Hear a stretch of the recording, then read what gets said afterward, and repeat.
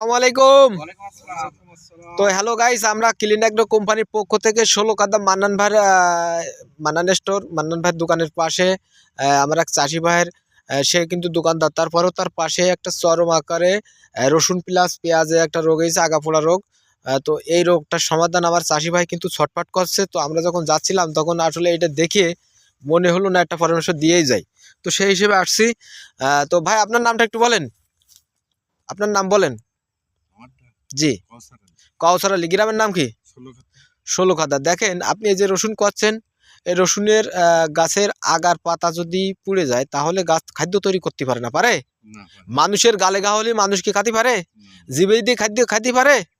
তখন কিন্তু সে শুকায় যায়। তদ্রূপ গাছে খাদ্য তৈরি করে পাতা শিকড়ের মাধ্যমে। এখন শিকড় ভালো আছে কিন্তু পাতা নেই, তাহলে ক্লোরোফিল তৈরি করতে পারবে? আর যখন ক্লোরোফিল তৈরি না করতে পারবে তখন কিন্তু গাছ ভালো হবে না, ঠিক আছে? তো আমরা এর পরামর্শ লিখে দিচ্ছি। পটেটো গার্ড, নাম কি? Potato guard. আর একটা ওষুধের নাম লিখে দিচ্ছি কার্মিক্স ব্লু, ঠিক আছে? এই দুইটা ওষুধ, একটা হচ্ছে উপরে স্প্রে করবে কার্মিক্স ব্লু, আর নিচেই সাইজ সাথে, কিসের সাথে? সাইজ সাথে পটেটো গার্ডটা বুনিয়ে দেবেন, ঠিক আছে?